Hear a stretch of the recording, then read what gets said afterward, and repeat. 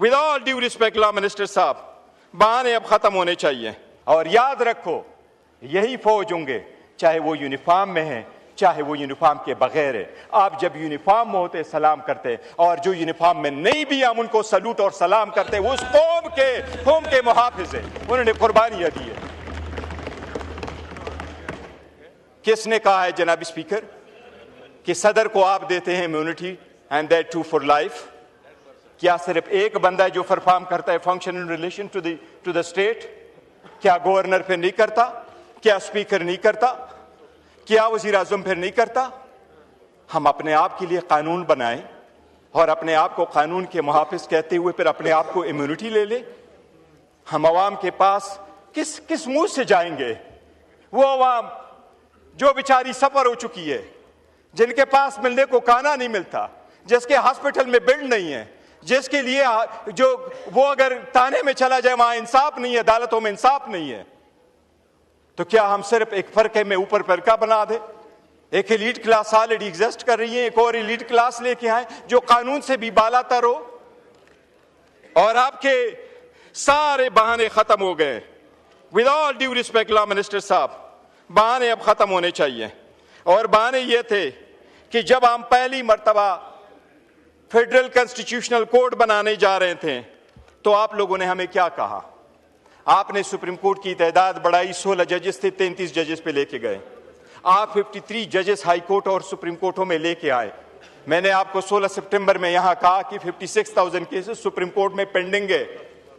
वो केस जिसके लिए आप फेडरल कॉन्स्टिट्यूशनल कोड बना रहे हैं, जिसको आपने प्रिसाइसली कहा कि वो आईनी मसाइल कहेंगे, वो सुप्रीम कोर्ट में आज भी फकत 148 केसेस है।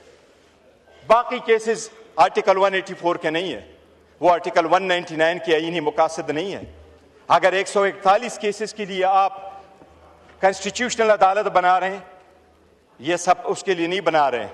जनाब स्पीकर, आवाम के बुनियादी हकूक का हुकूमत के खिलाफ, हुकूमत की ज़द-ओ-कोब में जो लोग आ जाते हैं, उनके खिलाफ लोगों के पास एक किला होता है, अदलिया किला की हैसियत से ये उस किला को फतह करना चाह रहे हैं और अपनी मर्जी के पैसे ले लेना चाह रहे हैं।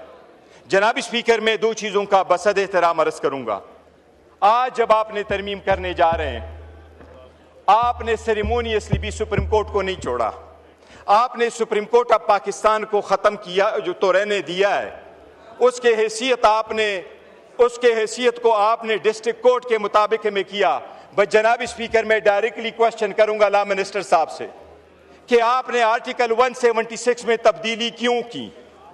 आज के बाद पाकिस्तान से आपने हमेशा हमेशा के लिए चीफ जस्टिस ऑफ पाकिस्तान का टाइटल खत्म कर लिया।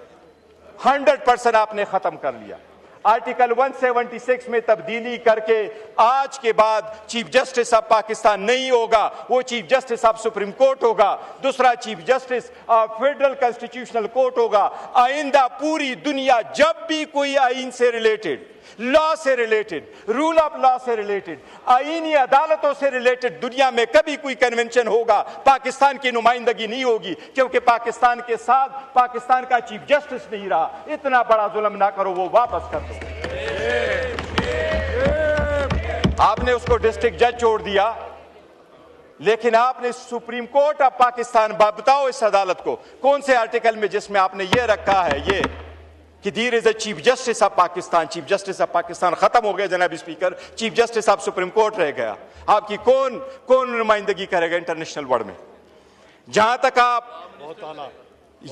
तक आप फेडरल कॉन्स्टिट्यूशनल कोर्ट लेके आ रहे हैं, जनाब स्पीकर साहब, मिनटों के हिसाब से होता है। आप अगर chief justice federal constitutional court बनाने जा रहे हैं, तो आपने प्रोवाइड किया कि प्राइम मिनिस्टर उसका पहला चीफ जस्टिस लगाएगा और प्राइम मिनिस्टर उनके जजेस लगाएगा, और वो जजेस 68 ईयर्स तक होंगे, unless and until they are 68 years old.